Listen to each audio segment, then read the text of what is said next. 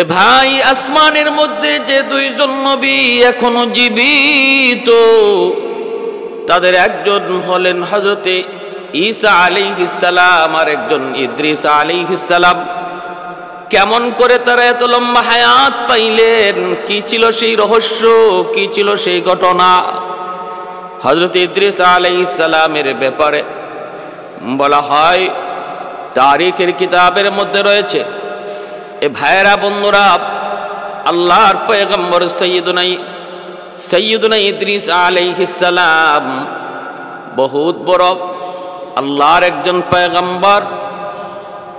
আদম আলাইহিস সালামের ছেলে হযরতে শীশা আলাইহিস সালামের বংশধর। তিনি ছিলেন বড় পরহেজগার, সারাক্ষণ তাসবিহ তাহলিল আল্লাহ পাকের জিকির আজকারে থাকতেন। উল্লেখযোগ্য আমল ছিল তিনি সর্বদা রোজা রাখতেন। আল্লাহর পয়গম্বর রোজা রাখতেন। ইফতারের সময় জান্নাত থেকে তার জন্য ইফতারি আনা হতো। ওই ইফতারি তিনি ভক্ষণ করতেন, যা থাকতো সেটা আবার জান্নাতে চলে যেত।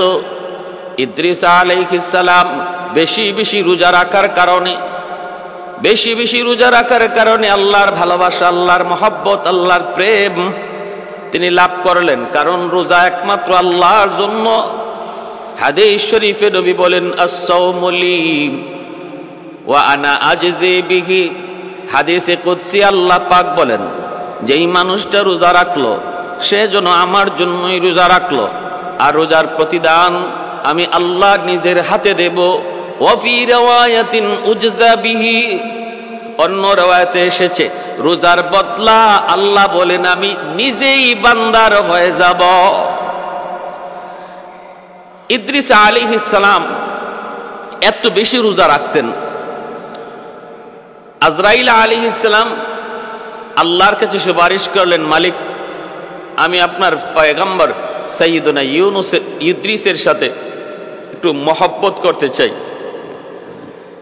তার সাথে একটা মহব্বতের সম্পর্ক তৈরি করতে চাই। মানুষের বেশ ধরে হযরত আজরাইল আলাইহিস সালাম সৈয়দনা ইদ্রিস আলাইহিস সালামের কাছে আসলেন।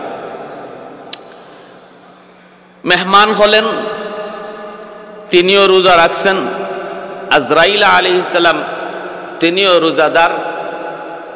ইফতারের সময় জান্নাতি ইফতার সামনে হাজির হলো।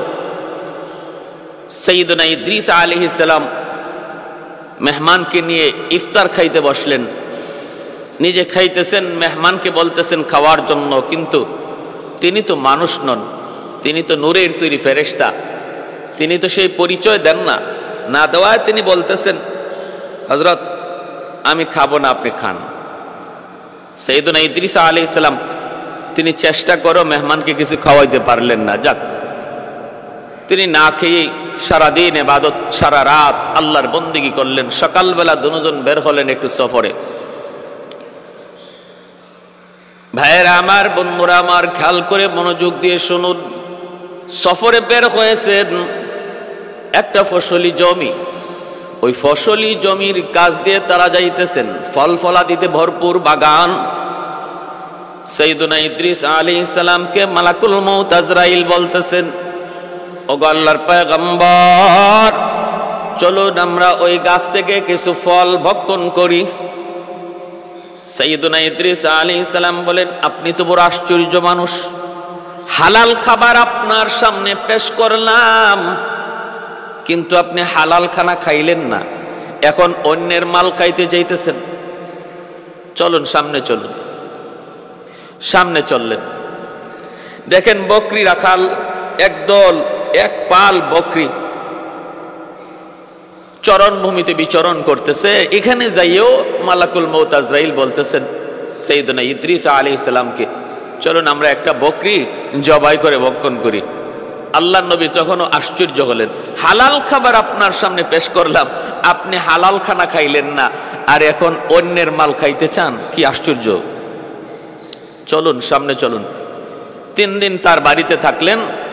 ওনার চাল চলনে হযরতে সৈয়দনা ইদ্রিস আলাইহিস সালামের কিছু সন্দেহ হলো। পরে তিনি জানতে চাইলেন, পিরাপিরি করলেন যে আপনার পরিচয় কি, আপনি বলুন, কে আপনি?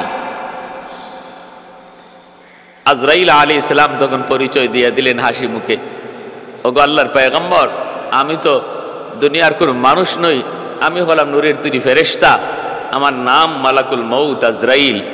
হযরত ইদ্রিস আলাইহিস সালাম বলতেছেন, আপনি কি সেই মালাকুল মউত যিনি মানুষের জান কবজ করেন? বলে, হ্যাঁ, আমি সেই মালাকুল মউত। ইদ্রিস আলাইহিস সালাম বলেন, তাহলে আসলেন আপনি আমার কাছে আসলেন কি আমার জান কবজ করার জন্য? তিনি বলেন, না, আমি আপনার জান কবজ করতে আসি নাই, আমি এসেছি আপনার সাথে একটা বন্ধুত্ব স্থাপন করার জন্য। আল্লাহ আপনাকে খুব ভালোবাসেন, এজন্য আমি আপনার সাথে সাক্ষাতে এসেছি, বন্ধুত্ব স্থাপন করতে এসেছি, আমি আপনার বন্ধু হতে চাই। সাইয়্যিদুনা ইদ্রিস আলাইহিস সালাম তখন বলেন, আমি আপনার সাথে বন্ধুত্ব স্থাপন করতে পারি 3 শর্তে। 1 নাম্বার শর্ত হলো মানুষের রূহ কবজ করেন আপনি, আমি একটু জানতে চাই, একটু বুঝতে চাই কেমন করে রূহ কবজ করা হয়। এই রূহ কবজ করার অবস্থাটা আমি একটু বুঝতে চাই, জানতে চাই, এজন্য আপনি আমার জানটা এখন কবজ করবেন। মালাকুল মউত আজরাইল বলেন, এটা আমার ইচ্ছাধীন নয়, যদি রূহ কবজ করতে হয় আল্লাহর পক্ষ থেকে অনুমতি লাগবে। সাইয়্যিদুনা ইদ্রিস আলাইহিস সালাম আল্লাহর কাছে অনুমতি নিয়া মালাকুল মউত আজরাইলকে বললেন, ভাই আজরাইল, আপনি আমার জানটা কবজ করুন, আমি একটু দেখতে চাই রূহ কবজ, জান কবজের হালতটা কেমন হয়।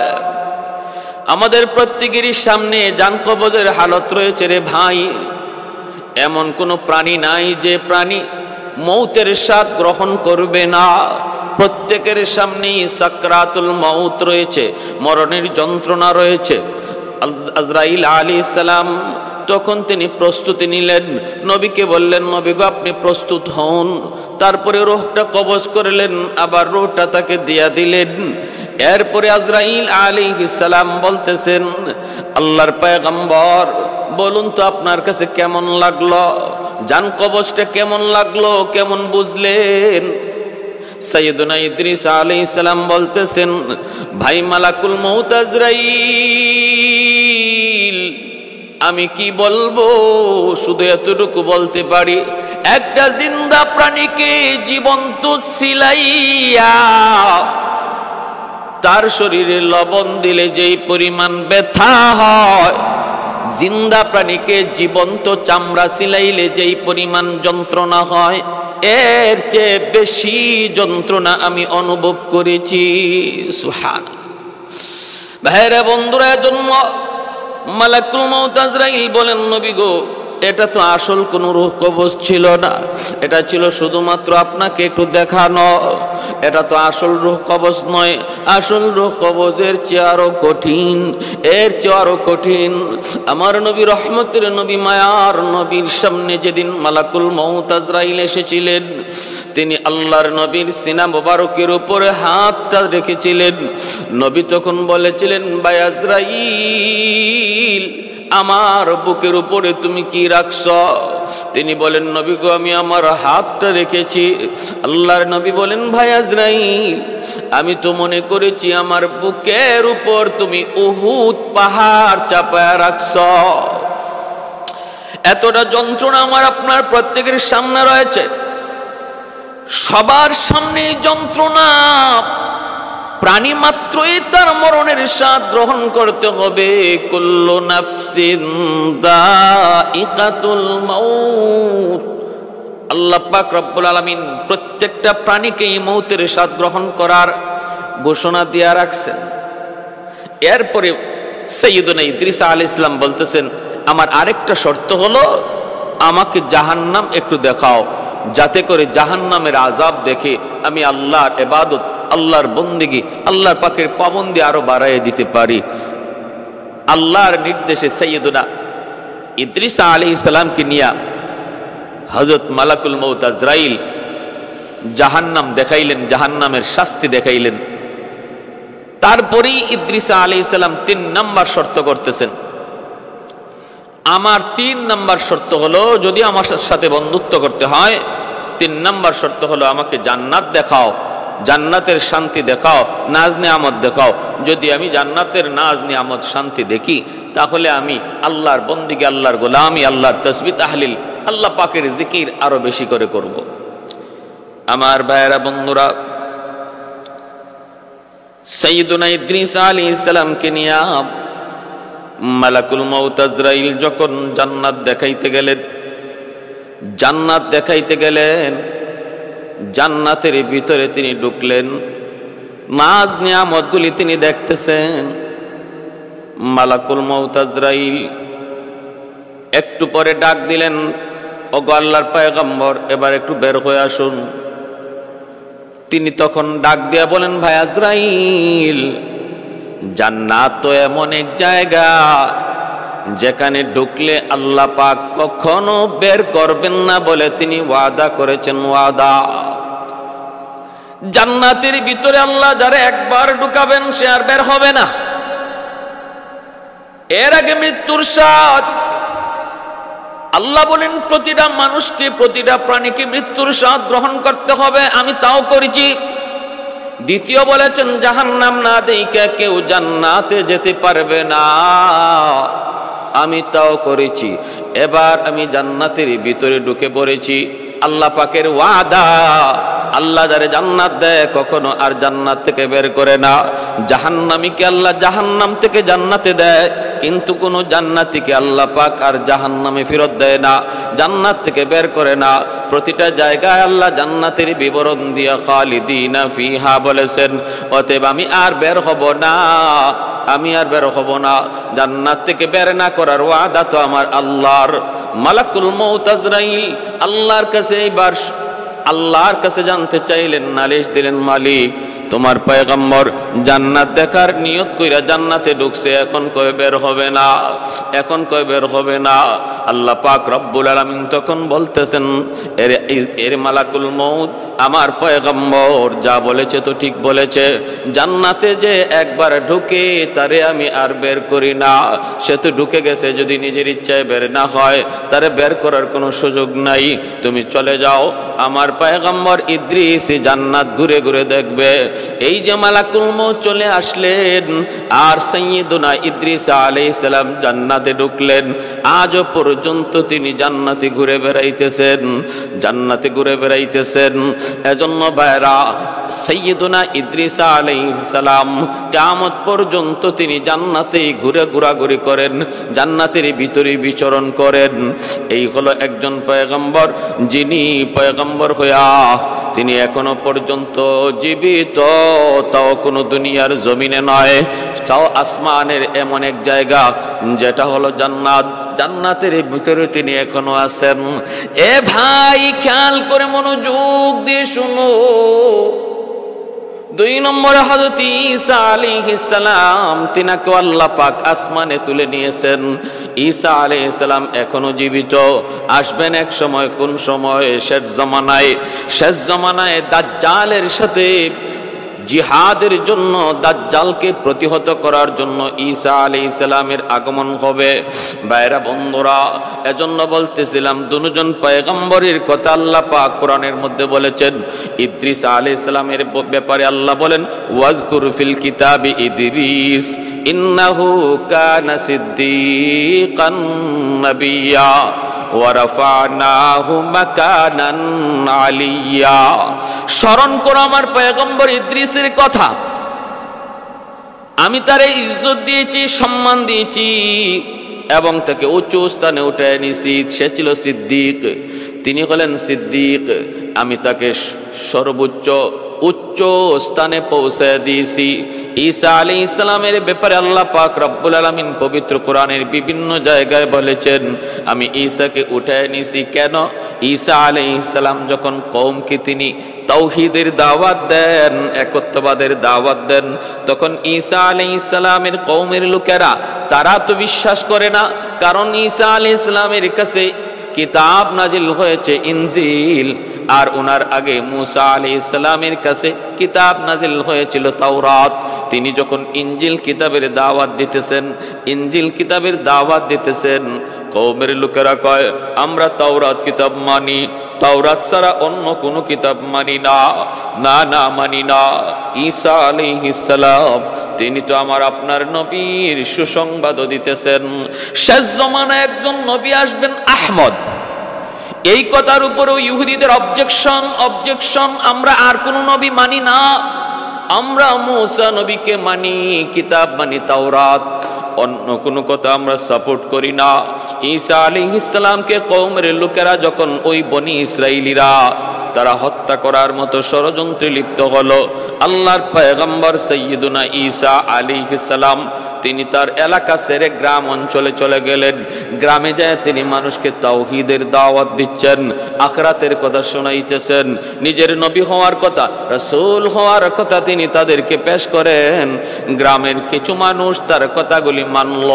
এদেরকে ঈসা আলাইহিস সালামের হাওয়ারিয়িন বলা হয়, এদেরকে ঈসা আলাইহিস সালামের হাওয়ারিয়িন বলা হয়। গ্রামের মানুষগুলা কিছু ঈমান গ্রহণ করলো। এরপরে ইহুদিরা সমবেত হয়ে ঈসা আলাইহিস সালামকে হত্যা করার জন্য ওনার খুঁজে ওনার তালাশে বের হলো। পেয়ে গেল একটা ঘরের ভিতরে, চতুর্দিক দিয়ে তারা আবদ্ধ করে ফেললো। ঈসা আলাইহিস সালামকে তারা হত্যা করে ফেলবে। একজন নেতাকে পাঠাইলো। ওই নেতা সে তখন গেল, যায় ভিতরে ঢোকা মাত্রই আল্লাহ পাক রব্বুল আলামিন তারে সাহায্য করলেন। কেমন সাহায্য করলেন, কি ধরনের সাহায্য? যেই নেতা পাঠাইলো ঈসা নবীকে হত্যা করার জন্য, একটু যায় দেখে আসো ঘরের ভিতরে ঈসা আসেনি না নাই। যেই লোকটারে পাঠাইলো ঘরে তালাশ করার জন্য, আল্লাহ পাক রব্বুল আলামিন ওই লোকটাকে ঈসা আলাইহিস সালামের মতো বানায় দিলেন। ওনার ধরন আর আকৃতি আল্লাহ বানায় দিলেন। এই ক্ষমতা আল্লাহর আছে। আল্লাহ চাইলে যে কোনো ক্ষমতা আল্লাহ পাক দেখাইতে পারেন। মানুষকে আল্লাহ পাক রব্বুল আলামিন গাছ বানাইতে পারেন, গাছ থেকে মানুষের কথা আল্লাহ বের করতে পারেন, পশু পাখি থেকে আল্লাহ মানুষের জবান বের করতে পারেন, কখনো কোনো মানুষের সুরত আল্লাহ বানর বানাইতে পারেন, আবার কখনো প্রাণীকে আল্লাহ মানুষের সুরত বানাইতে পারেন। এই ক্ষমতা আল্লাহ পাকের আসেনি না নাই? আল্লাহ পাকের এই ক্ষমতা আছে। ওয়া হুয়া আলা কুল্লি শাইইন কাদির। সকল ক্ষমতার মালিক আল্লাহ, সকল ক্ষমতার মালিক আল্লাহ। বনি ইসরাইলের কিছু মানুষকে আল্লাহ পাক বানর বানাইছিলেন। পবিত্র কোরআনে আল্লাহ পাক সেই ঘটনা উল্লেখ করেছেন। মানুষগুলিকে আল্লাহ পাক বানর বানায় দিয়েছেন। এই ক্ষমতা আল্লাহর আছে। ঈসা আলাইহিস সালাম ঘরের ভিতরে আছেন কি নাই, এই খবর নেওয়ার জন্য যেই মানুষটাকে, যেই নেতাকে তারা ঘরের ভিতরে পাঠাইলো, আল্লাহ পাক রব্বুল আলামিন ওই মানুষটাকে ঈসা নবীর আকৃতি বানায় দিলেন। বেশ কিছুক্ষণ অপেক্ষা করার পর লোকজন তাড়াহুড়া করে সব ঘরে ঢুকে পড়লো। এইদিকে আল্লাহ পাক রব্বুল আলামিন জিব্রাইল মারফতে তার পয়গম্বর, তার রাসূল সাইয়্যিদুনা ঈসা আলাইহিস সালামকে তিনি আকাশে উঠায় নিলেন। ওরা ভিতরে ঢুইকা নিজের নেতাকে ঈসা মনে কইরা হত্যা করলো, মারধর করলো। সে বারবার বলতেছে, রে ভাই আমি কিন্তু ঈসা না, কিন্তু ওরা বলতেছে না, কারণ সুরত তো আল্লাহ ঈসা নবীর বানায় দিছেন। এজন্য কওমের লোক বিশ্বাস করে না, মারধর করে হত্যা করে ফেললো, শুলিতে চড়াইলো। এই হলো ঈসা আলাইহিস সালামকে আল্লাহ পাক আকাশে তুলে নেওয়ার ঘটনা। আল্লাহ তুইলা নিছেন আসমানে, আর ঈসা মনে করে ওরা হত্যা করে ফেললো। এজন্য ইহুদিরা মনে করে ঈসা নবীকে ওরা হত্যা করেছে। কিন্তু আল্লাহ কোরআনে বলেন, না, আমার ঈসাকে আমি আল্লাহ আসমানে উঠায় নিছি। আজও পর্যন্ত জীবিত। আসবেন শেষ জমানায়, ইমাম মাহদী আলাইহিস সালামের জমানায় ঈসা আলাইহিস সালাম আগমন করবেন। আর তিনি তখন দাজ্জালের সাথে যুদ্ধ করবেন। ইমাম মাহদী আলাইহিস সালাম আসরের নামাজের সময় নামাজটা পড়াইবেন। ওই মুহূর্তে দামেস্কের সেই মসজিদের সাদা মিনারায় আল্লাহর পয়গম্বর সাইয়্যিদুনা ঈসা তিনি তখন ওই মিনারায় নামবেন। সেখান থেকে তিনি আসবেন, মসজিদে ঢুকবেন। আমাদের ইমাম মাহদী তাকে নামাজ পড়াইতে বলবেন, কিন্তু তিনি বলবেন, না, আপনি নামাজ পড়ান, কারণ আপনি উম্মতের ইমাম, আমি আর এখন নবী হিসেবে আসি নাই, আমার একটা কাম বাকি রইছিল, কামটা হলো আমার মৌতটা বাকি রইছিল। এই বাকি কাম সম্পন্ন করার জন্য আল্লাহ আমাকে আবার দুনিয়ায় পাঠাইছে। ইমামতি করবেন আপনি, আজ আপনি ইমাম, আমি ঈসারও ইমাম।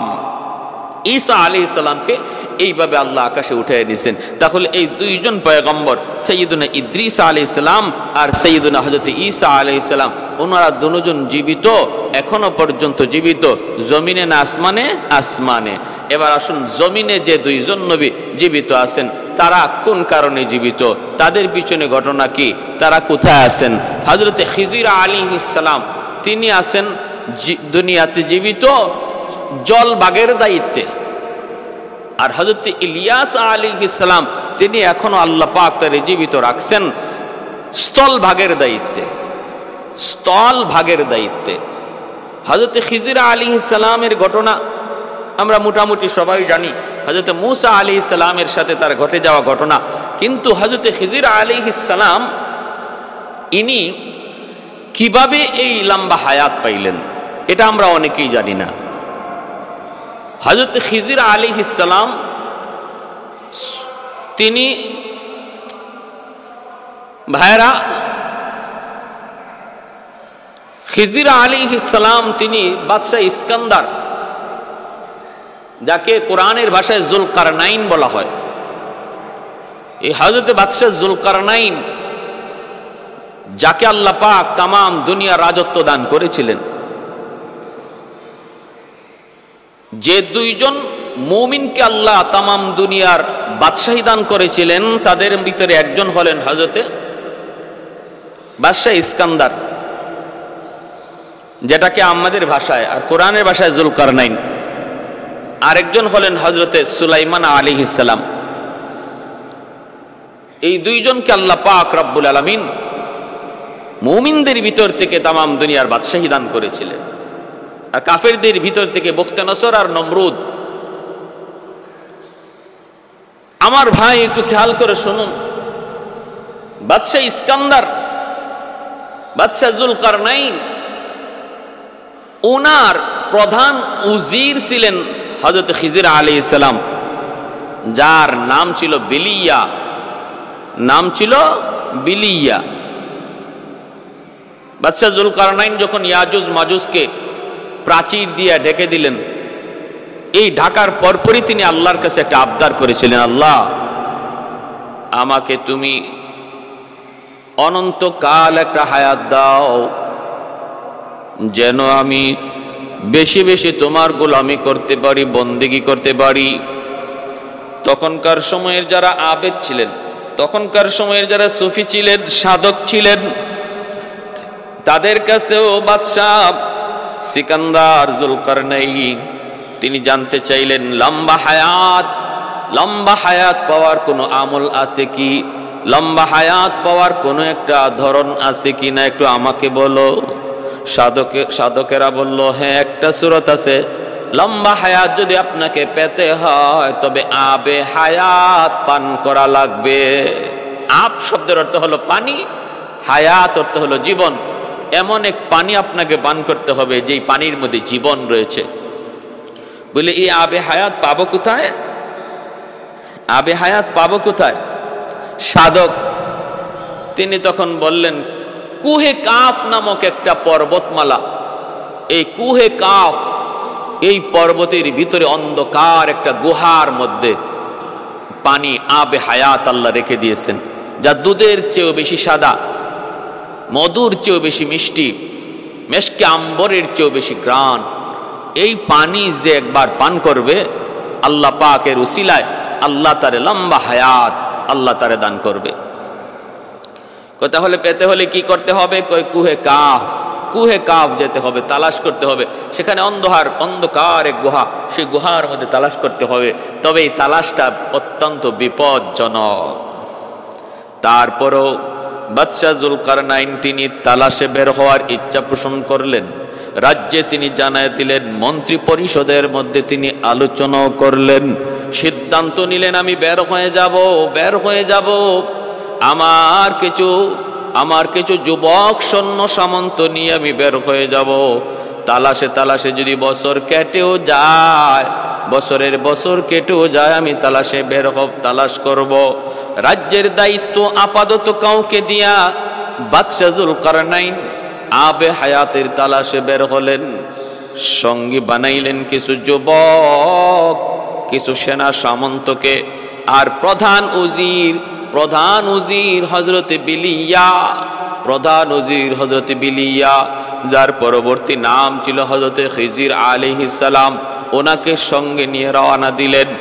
অন্ধকার গুহার ভিতরে তারা তালাশ করবেন, বাতি জ্বালানো যাবে না, কারণ সাধক জানিয়ে দিছে আগুন নিয়ে ওই গুহার ভিতরে ঢোকা যাবে না, আগুন নিয়ে ঢোকা যাবে না, তাহলে অন্ধকারে দেখব কেমন করে। সিদ্ধান্ত নিলেন দামি হীরার টুকরা সাথে নিয়ে তারা বের হবেন, দামি দামি হীরার টুকরা সাথে নিয়ে তারা গুহায় বের হবেন। প্রত্যেকের হাতে একটা একটা করে দামি হীরার টুকরা দেওয়া হলো। দামি দামি হীরার টুকরা নিয়ে তারা গুহার ভিতরে ঢুকবেন। বের হলেন, সফর, লম্বা সফর। ওই লম্বা সফরের ভিতরে কতজন এই সফরের মধ্যেই গায়েব হয়ে গেল। কুহে কাফ পর্যন্ত তারা পৌঁছে গেলেন। গুহা চরম অন্ধকার। হযরত বিলিয়ার কাছেও বাদশাহ যুলকারনাইন একটা দামি পাথর হীরার টুকরা দিলেন, যেই হীরার পাথরের কারণে আলো চমকায়, আলো চমকায়, আলো জ্বালাইতে হয় না।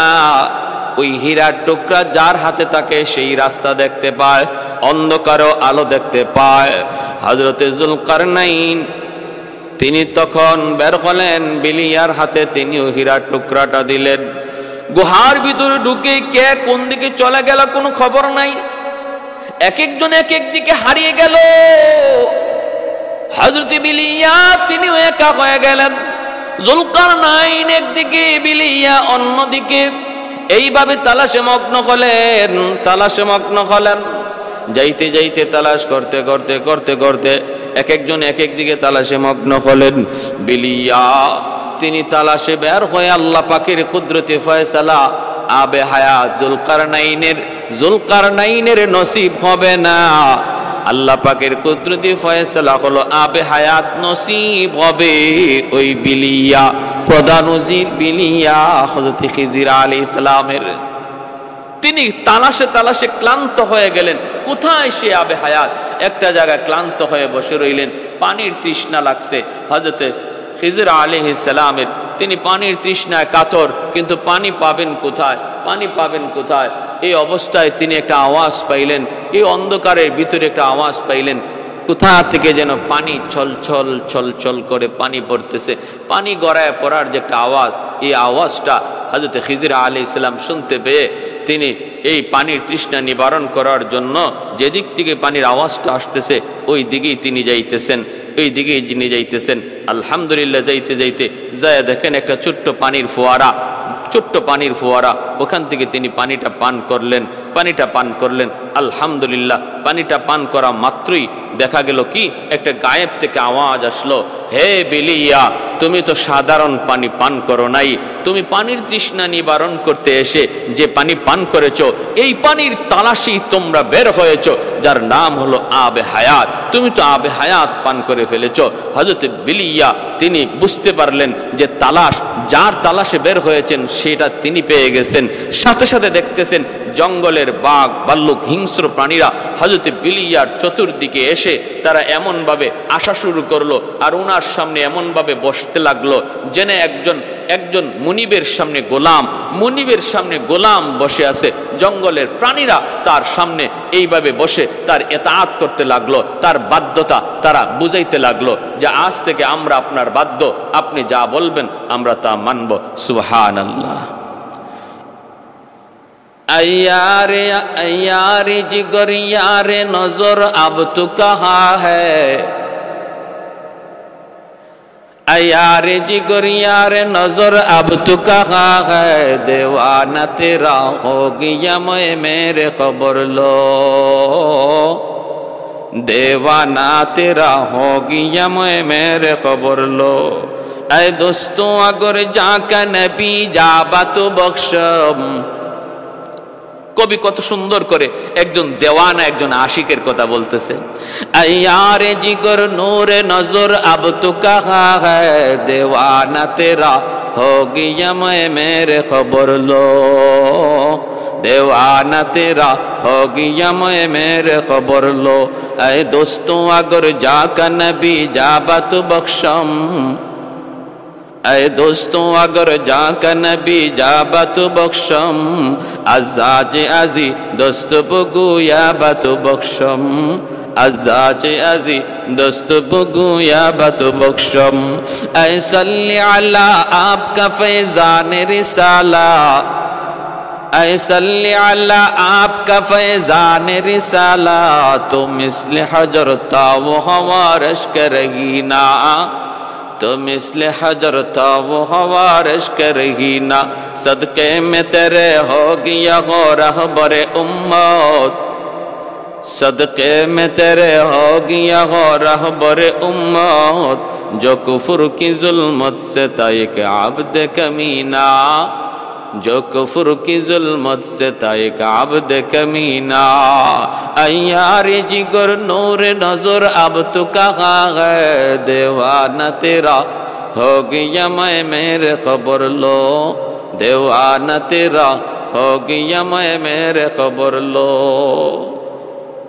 भाईरा এই পানি যে পানির পান করার জন্য বের হয়েছিলেন বাদশাহ জুলকারনাইন সেই পানি নসিবে রাখলেন আল্লাহ হযরতে খিজির আলাইহিস সালামের, যিনি তখনকার সময়ে বাদশাহ জুলকারনাইনের প্রধান উজির ছিলেন। এর থেকেই হযরতে খিজির আলাইহিস সালাম তিনি আবে হায়াত পান করার মাধ্যমে আল্লাহর পক্ষ থেকে আল্লাহর রহমতে আল্লাহ পাকের ইশারায় লম্বা হায়াত তিনি পেয়ে গেলেন, আজও পর্যন্ত জীবিত আছেন। ভাইরা বন্ধুরা, আমি বলবো এর ভিতরে মতানৈক্য থাকতে পারে, কেউ বলেন যে না না জীবিত নাই, কেউ বলেছেন তিনি জীবিত আছেন।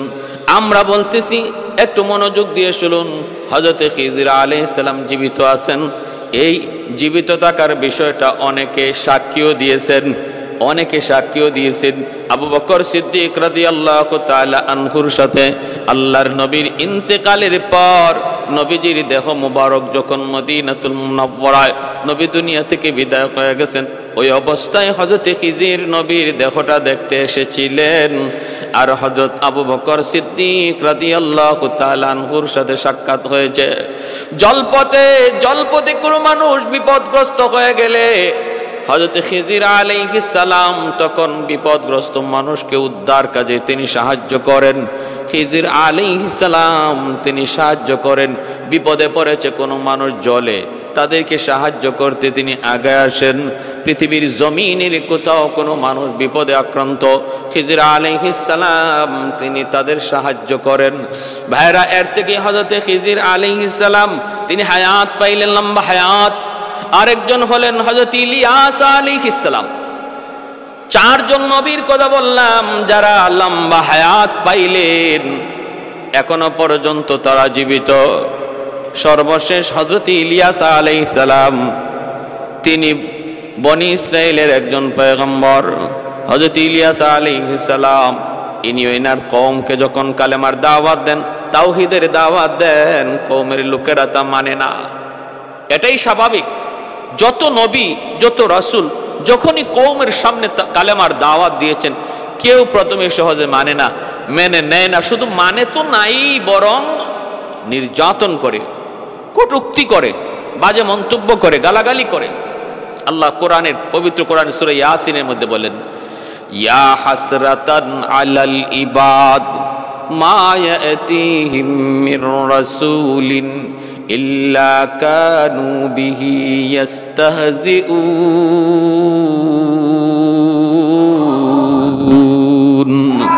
এমন কোন পয়গম্বর নবী নাই, আল্লাহ নিজে আফসোস করেন, ইয়া হাসরাতান আলাল ইবাদ, হায় মানুষের উপর আমি আল্লাহর আফসোস যে আমার এমন কোন নবী এমন কোন রাসূল তাদের কাছে আসেন নাই যার সাথে তারা মজাক করে নাই, ঠাট্টা করে নাই, বিদ্রুপ করে নাই। ইলিয়াস আলাইহিস সালাম কওমের সামনে আসলেন, এসে দেখেন এরা বাল নামক মূর্তির পূজা করে। বাল হলো এক সুন্দরী, বিশ্ব সুন্দরী এক নারী ছিল বাল নামে। ওই নারীর পূজা করে সে দুনিয়া থেকে মৃত্যুর পর, তখন তার মূর্তি বানায়া এলাকার মানুষ, ও বালের পূজারী, তিনি কালেমার দাওয়াত দিতেছেন, মূর্তি পূজা না করতে নিষেধ করতেছেন। এই অবস্থায় তারা তার কথা মানল না। এমনকি বালকে তারা দেবতা তো মানেই, এই বালের 150 জন মিথ্যা নবীও বানাইছে তাদের দেবতার। তিনি তাদের কাছে কালেমার দাওয়াত দেওয়ার পরে যখন মানে না, আল্লাহর কাছে আযাব চাইলেন। আল্লাহ পাক রব্বুল আলামিন আযাব দেওয়ার অঙ্গীকার করলেন। আযাব চলে আসলো, দুর্ভিক্ষ। বাদশার কাছে যায় নবী বলতেছেন, দুর্ভিক্ষ থেকে যদি বাঁচতে হয় তাহলে তওবা করে তাওহীদের পথে চলে আসো, মূর্তি পূজা ছেড়ে দাও, নতুবা এই আযাব যাবে না। আমার কথা যদি বিশ্বাস না হয়, আমি যে নবী, আমি যে পয়গম্বর, এই কথা যদি বিশ্বাস না হয়, তাহলে আসো প্রমাণ করি। তোমাদের যেই নবী, ওই বালের যে মিথ্যা নবী, এরা মিথ্যাবাদী নবী, আমি এটা প্রমাণ করতে সক্ষম। বাদশা তখন বলল, তুমি কেমন করে প্রমাণ করবা? তিনি বললেন, তাহলে ওই নবীদেরকে ডাকো, ওদেরকে বলো ওরা বালের নামে কুরবানি দিবে, আমি আমার আল্লাহর নামে কুরবানি দিব। আর তখনকার সময়ে কুরবানি কবুল হওয়ার আলামত ছিল আসমান থেকে আগুন আইসা যার কুরবানিটা খেয়ে ফেলতো, বোঝা যাইতো তার কুরবানি আল্লাহর কাছে কবুল হয়েছে। এই কথা বলার পর বাদশা তার ওই মিথ্যা নবীদেরকে ডাকলো, বাল দেবতার নবীদেরকে ডাকলো, ডাইকা বলল, এই হলো তোমাদের সামনে চ্যালেঞ্জ, ইলিয়াসের চ্যালেঞ্জ। তোমরা কোরবানি দিবা, রাখবা, সেও কোরবানি দিবে, বস্তু রাখবে, আকাশ থেকে যার কোরবানি এসে আগুন খেয়ে ফেলবে, বোঝা যাবে তার কোরবানি কবুল, তার ধর্ম সত্য, তার মতবাদ সত্য। এই কথা বইলা ওরা যখন কোরবানির বস্তু মাটিতে রাখলো, আসমান থেকে কোনো আগুনও আসে না। হযরত ইলিয়াস আলাইহিস সালাম যখন আল্লাহর নামে কোরবানি দিয়া বস্তু রাখলেন, আসমান থেকে এইভাবে আমার ভাইয়েরা আগুন আইসা ওনার কোরবানিটা খেয়ে ফেললো। প্রমাণ হয়ে গেল সবার সামনে যে ওনার কোরবানি কবুল হয়েছে। এই দিকে আমার ভাইয়েরা কোরবানি কবুল হওয়ার পর সাথে সাথে উপস্থিত মুহূর্তে কিছু মানুষ কালেমা পড়ে মুসলমান হয়ে গেল। কিন্তু বাদশাহ এবং বাদশার স্ত্রী সেটা মানে না, তাদের ষড়যন্ত্র রয়ে গেল। তারা ষড়যন্ত্র করলো হত্যা করার জন্য। তখন আল্লাহর পয়গম্বর সাইয়্যিদুনা হযরত ইলিয়াস আলাইহিস সালাম, তিনি তখন এলাকা ছেড়ে অন্যত্র চলে গেলেন। ভাইরা, অন্যত্র চলে যাওয়ার পর সেখানে তিনি মানুষকে দাওয়াত দিতেছেন, আত্মগোপনে চলে গেলেন। খোঁজ তালাশে মগ্ন হয়ে গেল হত্যা করার জন্য। নবী তখনও তিনি এইভাবে নিজেকে আত্মগোপনে নিয়ে গেলেন। আর এই দিকে আল্লাহর পক্ষ থেকে তাদের উপরে আযাব আসলো, কঠিন আযাব। এমন আযাব আসলো যে এই আযাবে এমন এক দুরারোগ্য রোগে আক্রান্ত হলো, সবগুলি তারা এই রোগে মারা গেল। আর ইলিয়াস আলাইহিস সালাম তিনি যে আত্মগোপনে গিয়েছেন, সেখান থেকে আর তিনি ফিরে আসেন নাই। আল্লাহ পাক তারে ওইভাবেই আত্মগোপনে রেখে দিয়েছেন, কিয়ামত পর্যন্ত তিনি এইভাবে থাকবেন। শাওয়াহিদুন নবুয়া নামক কিতাবের মধ্যে একটা ঘটনা বলি। ও আল্লাহর নবী, রহমতের নবী, মায়ার নবী আবু হুরায়রা রাদিয়াল্লাহু তাআলা আনহু থেকে বর্ণিত, আল্লাহর নবী একদিন সফরে বের হয়েছেন। নবীর সাথে নবীর একজন সাহাবী। ওই অবস্থায় একজন মানুষ পাহাড়ের ওই প্রান্ত থেকে নবীকে ডাক দিল। আল্লাহর নবী সাহাবীকে বলতেছেন, তুমি এখানে দাঁড়াও, আমি একটু দেখে আসি। তিনি গেলেন, যায় দেখেন একজন মানুষ ঘোড়ার উপরে সওয়ার। তিনি নবীকে দেখে ঘোড়া থেকে নামলেন। নামার পরে দুজনে কথা বলতেছেন। সাহাবী বলেন, আমি দেখলাম তারা দুজনে কথা বলতেছেন। ওই অবস্থায় দেখলাম আসমান থেকে খাঞ্চা ভরা একটা খাবার তাদের সামনে নাজিল হলো। সেই খাবার তারা দুজনে খাইলেন, আমাকেও ডাক দিলেন, আমিও সেই খানায় শরীক হলাম। তারপরে আমি চলে আসলাম। নবী বললেন, তুমি একটু দূরে চলে যাও। একটু দূরে চলে গেলাম, তখন দেখি আকাশ থেকে একটা আবর এসে তারা ওই মানুষটারে আবার নিয়ে গেল। তিনি অদৃশ্য হয়ে গেলেন। আল্লাহর নবীকে আমি জিজ্ঞেস করলাম, নবী গো ইনি কে? আল্লাহর নবী বলতেছেন, ইনি হলেন আল্লাহর পয়গম্বর সাইয়্যিদুনা ইলিয়াস আলাইহিস সালাম, যাকে আল্লাহ পাক রব্বুল আলামিন আত্মগোপনে রেখেছেন, এখনো পর্যন্ত তার মরণ হয় নাই, কিয়ামত পর্যন্ত আল্লাহ তার লম্বা হায়াত দিয়েছেন।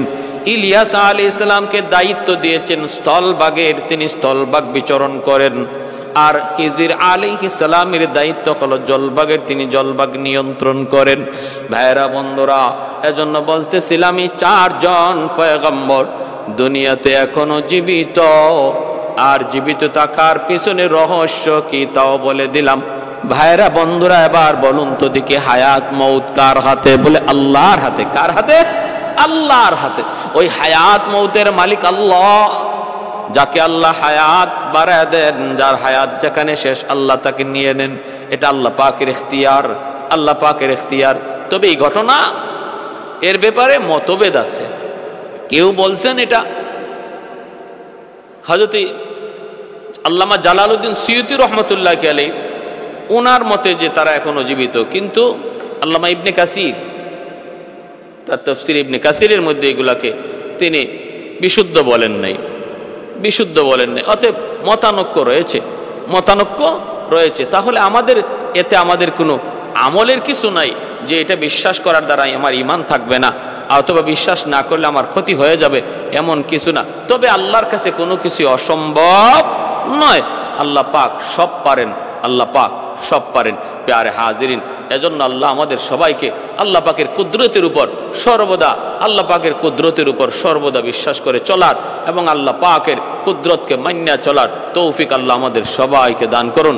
আল্লাহ পাকের শুকর গুজার হওয়ার তৌফিক আল্লাহ দান করুন।